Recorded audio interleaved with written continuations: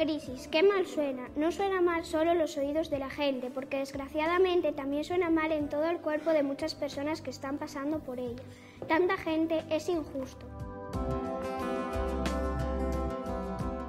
Nosotros, los niños, sufrimos la crisis por varias razones. Algunas de ellas pueden ser que los libros de curso no suben más y hay muchas menos becas. Otra puede ser que antes nuestros padres nos compraban más cosas y ahora desde la crisis casi nunca nos compran nada. Yo creo que la crisis no es culpa mía, ni tuya, ni de mis padres. La crisis es culpa de quién es el culpable de la crisis. No tienen la culpa, pero según los datos del último informe presentado por UNICEF, los niños son por primera vez el colectivo más pobre del país y la franja de población más afectada por la crisis económica. 2.800.000 niños viven en la España de hoy por debajo del umbral de la pobreza. Esto es un 26% de la población menor de edad. En solo 2 años, la lista ha aumentado en 205.000 niños. Hasta hace no mucho asociábamos el término pobreza a imágenes como esta, las que llegaban desde países del otro lado del planeta, muy lejos del primer mundo en el que vivimos. El efecto de la crisis, con 5.800.000 parados, ha traído recesión y pobreza a España y también cambiado la orientación de las tradicionales campañas de petición de ayuda que llevan a cabo organizaciones como Cruz Roja. Por primera vez en la historia, la pobreza tiene cara de niño y está en nuestro entorno más próximo. Cada vez, más gente de la que imaginas necesita ayuda en nuestro país. Colabora con Cruz Roja. Ahora más que nunca. Ser niño pobre en España no implica dormir en la calle ni pasar hambre en el más estricto sentido de la palabra, pero sí carecer de cosas imprescindibles para su pleno desarrollo físico e intelectual. No tener acceso al comedor escolar, no tener acceso a los cursos extraescolares, no tener acceso a ropa, no tener acceso al dentista. Hay que tener en cuenta que todo es un matrimonio, y sobre todo los matrimonios jóvenes que han sufrido de los últimos 4 años la crisis, que se han quedado sin trabajo, que se han quedado sin empleo, pues todo eso repercute directamente sobre la infancia. Los niños y las niñas que están en situación bajo ese umbral o ese riesgo de pobreza en Asturias y en España carecen de cuestiones o de servicios que habitualmente a lo mejor para un adulto pueden parecer como prescindibles, pueden parecer, pues, por ejemplo, unas actividades extraescolares, deportivas, etcétera. Es algo que a lo mejor un adulto puede decir, bueno, pues si yo estoy en una situación económica mala, pues puedo prescindir de ella, pero en la vida de los niños es muy importante. El desarrollo socioeducativo de cualquier niño pasa porque pueda participar en esas actividades de diario y que si tiene que prescindir de ellas, lógicamente seguro que será el primero en adaptarse, pero que, digamos, en su desarrollo socioeducativo eso es muy importante. Y luego, pues, cuestiones relativas como, por ejemplo, la ropa, el material escolar, etcétera, son cosas a las que, digamos, las familias nos consta que es a lo que tienen que reducir cuando los ingresos de casa bajan o se reducen en un gran porcentaje, y que para los niños es importante, ¿no?, dentro de su desarrollo normal y dentro de lo que sería su vida diaria. A pesar de lo preocupante de las cifras, una amplia mayoría de los niños españoles dicen ser felices. Lo revela un estudio presentado recientemente por UNICEF en el que han participado 6.000 niños de primero de educación secundaria. De ellos, 1.400 son asturianos. La media española de bienestar percibida por los propios pequeños se sitúa en 87 puntos sobre 100. El 52,7% se considera satisfecho con su vida, frente a un 13% de los que confiesan niveles bajos. Solo un 1,8% están por debajo de la media. Los niños que son más felices están rodeados de padres con un nivel de estudios elevado y que viven en un solo hogar, los que tienen suficientes lugares cercanos a la zona en la que viven para divertirse, aquellos que en el último año han estado de vacaciones y perciben una paga regular por parte de sus padres. Los pequeños también valoran sentirse escuchados y tomados en cuenta por sus padres y profesores. Menos felices se confiesan los pequeños con padres sin trabajo ni salario, los que han cambiado de padres o personas con las que viven en el último año, los repetidores, aquellos que no pueden participar en las decisiones que se toman en su hogar y, casi en último lugar, los que perciben a su familia como menos rica que las demás. Respecto a las cosas que les hacen sentirse felices, irían por este orden: la salud, el hogar, la organización de su propio tiempo y, en último lugar, la satisfacción de poseer cosas materiales. Los niños en general, en su opinión y su valoración es que están contentos con su vida, con su bienestar y con su situación, ¿no? Ese materialismo que muchas veces se le acusa a la infancia, o esos estereotipos que se les ponen, por lo menos lo que dice el informe y lo que dicen todos estos 6.000 niños de primero de la ESO que consultamos desde UNICEF, es totalmente lo contrario, ¿no? Entre 2007 y 2010 se ha multiplicado por 2 el número de niños que viven en hogares con todos sus miembros en paro. La falta de recursos hace que las familias tengan que renunciar a ciertas cosas que les conducen a una calidad de vida peor en muchos aspectos. Las familias actualmente, sobre todo familias jóvenes, estos últimos años muchas de ellas ya están agotando las prestaciones por desempleo, no tienen esos ingresos mínimos que les permitan, digamos, cubrir las necesidades básicas de los adultos y de los niños, y entonces ¿qué esto que ha ocasionado? Pues que por primera vez desde que se tienen estas estadísticas, los niños sean el colectivo más pobre de España y que realmente pues está padeciendo más gravemente las consecuencias de la crisis y sobre todo aquellas consecuencias más derivadas del desempleo, que es quizás la mayor causa, ¿no? La falta de entrada de ingresos en las familias o la reducción, por ejemplo, de los salarios, que también es un tema importante, afecta sobre todo a las condiciones de habitabilidad. Es muy habitual que pues, una familia, lo primero que... hay unas estadísticas que han salido recientemente donde recogen, que se ha hecho a familias de todo tipo, donde recogían que las familias en lo primero que recortaban cuando se encontraban en una situación más perentoria de ingresos era en la energía y también en la alimentación, ¿no? Entonces, básicamente, esto afecta muy directamente a las condiciones de los hogares.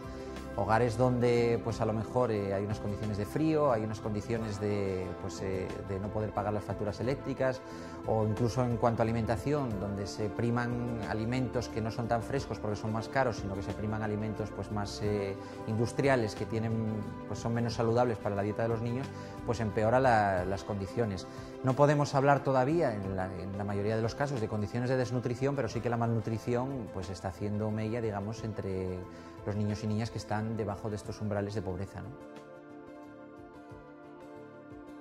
Yolanda, José y su hija de 9 años viven con los 350 euros de la pensión que éste percibe tras retirarse por una invalidez de la minería. Unos ingresos que apenas dan para pagar 150 de hipoteca y algunos gastos. Casi nada para la comida. La realidad es que no nos da para nada. Y para comer poco, porque lo que nos ayuda es mi suegra. En realidad, lo que nos ayuda es mi suegra, porque yo llegué a cobrar hoy, empiezo a pagar la hipoteca, pagar la luz y uno y otro, se acabó. Y ya no tenemos más, es que no da ni para comer siquiera. Para comer poca cosa. En septiembre del pasado año, su casa fue puesta a subasta tras acumular una deuda de 2.400 euros. Con la ayuda de, entre otros, la plataforma antidesahucios del 15M, consiguieron reunir una cantidad que les permitió conservar su hogar. Yo creo que ni pienses siquiera. No pienses, porque en perder el piso ya lo das por perdido, y después lo primero que pienses es en dónde vas a meter la cría. Porque, a ver, yo y la mujer podemos dormir en una cochera, podemos dormir incluso en una casa abandonada. Incluso puedo hasta permitirme de decir que puedo dormir a la intemperie, porque nos tocó el verano y bueno, pues eso. ¿Y la cría? ¿Qué hago con la cría? La niña es el centro de los desvelos de sus padres, que este mes no han podido pagar la hipoteca porque se han gastado 200 euros para comprarle los libros del colegio. Estudia cuarto de primaria y sabe muy poco sobre la crisis. En su casa, este fue durante bastante tiempo un tema tabú. A ver, al principio, cuando estábamos pensando esto, pues sí la engañábamos. Por ejemplo, cuando iban a la cruz me decían que iban al día. Y cuando papá me decía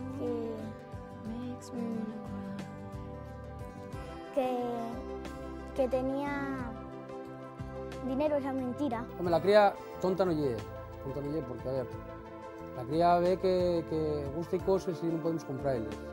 Al principio no, pero después sí, me daba cuenta que mi madre a veces lloraba, que mi padre también, que estaba diciendo mi padre que no teníamos dinero, que estábamos en crisis, que íbamos a perder la casa y todo eso.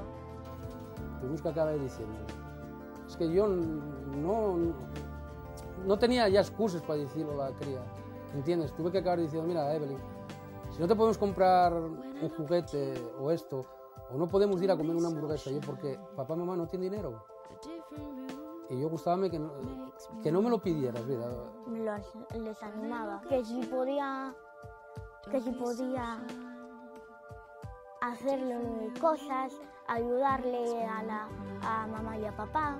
Y no, la guaja parece que lo asimila bastante bien. Mamá, ¿qué hay de merenda?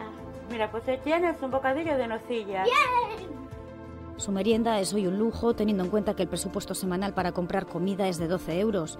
El interior de la nevera familiar es la imagen que mejor describe lo que es la pobreza.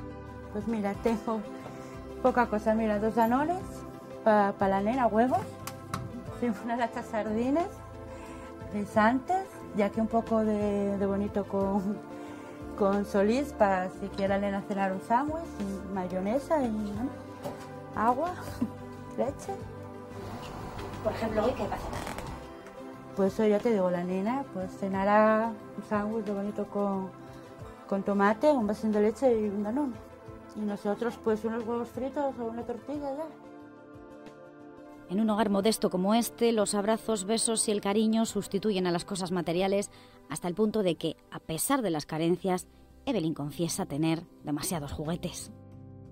Peluches, muñecos, coches, motos, bolsos, caja de juguetes. Estos me los compraron en el árbol mi mamá y mi abuelita cuando acumulaban puntos.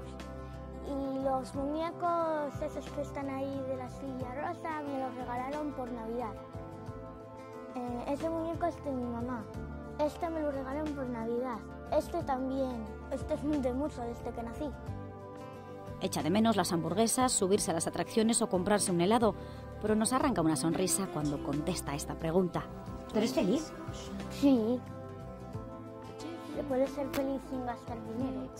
Es mejor tener una familia que ser egoísta y comprar juguetes y tus padres estén sin dinero.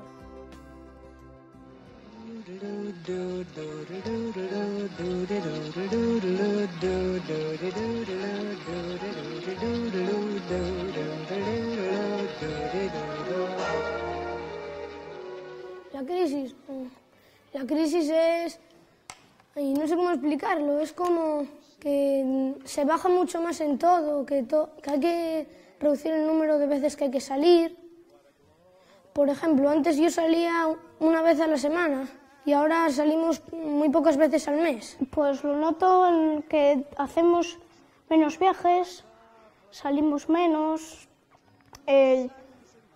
ya no pueden comprarme tanta ropa ni tantos juguetes, solo cosas de primeras necesidades. Antes, por ejemplo, yo quería que me compraran algo y me lo compraban depende de las notas que sacaran y ahora ni siquiera eso. Cada vez hay menos dinero porque sube el IVA y cada vez los productos cuestan más dinero y hay menos trabajo. Que cada vez el gobierno tiene menos dinero para pagar más a los trabajadores, para hacer carreteras nuevas y para todo eso que se necesita mucho dinero. Que cada vez tenemos menos dinero y yo creo que es porque los políticos que se están quedando con mucha parte de todo el dinero porque el dinero no se da por IZA. Yo creo que lo roban ellos. Así viven y perciben la crisis los alumnos de quinto de primaria del Colegio Público Chamberí de Salas. En sus dibujos cada vez son más frecuentes los mendigos y personas que duermen en la calle, los que piden ayuda en los bancos de alimentos o las colas de desempleados. Dibujé dos mundos y puse en el medio la crisis es muy fea y la gente se queda sin dinero, porque cada vez que voy pasando por la calle hay mucha gente pidiendo. Yo dibujé a que mucha gente que está en el paro tiene que dormir en la calle porque no tiene un techo donde vivir.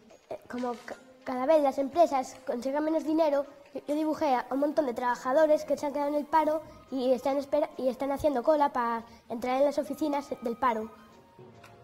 Yo a un señor que está pidiendo, porque ahora cada vez hay más crisis y más gente pidiendo por la calle.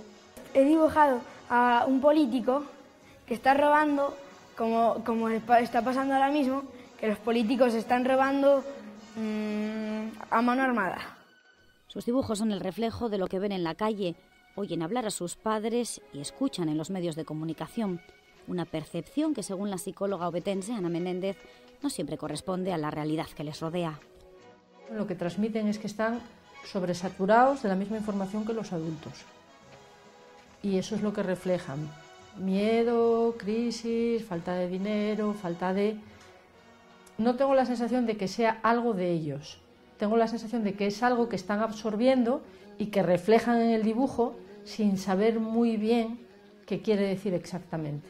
Pues ellos están repitiendo lo que reciben. Si alguien no se ha parado a bajar al nivel del lenguaje que puede tener un niño de 10 años para hacerles ejemplos concretos que les permitan entender desde otro sitio, yo dudo de que realmente tengan una comprensión. Los niños que viven en el seno de familias con problemas económicos pueden encontrarse en situaciones de malnutrición y falta de recursos para pagar actividades escolares o de ocio, pero sobre todo el cambio les genera sensación de inseguridad.